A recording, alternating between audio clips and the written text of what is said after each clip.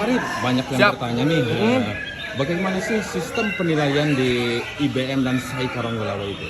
Ya, untuk sistem kita menggunakan sistem ajuan terbuka ya. Untuk ajuan terbuka ini yang pasti tidak ada koordinasi antar juri satu sama lain ya. Dan untuk ajuan terbuka ini itu dari mulai pengajuannya itu dibuka dan koncernya pun harus terbuka ya. Yang dimana yang saya maksud koncernya harus dibuka itu ketika pengajuannya saja sudah ditulis di papan, ketika juri mau mengkoncer dia itu harus punya catatan dia itu koncer A, B-nya lari kemana, itu baru ajuan terbuka.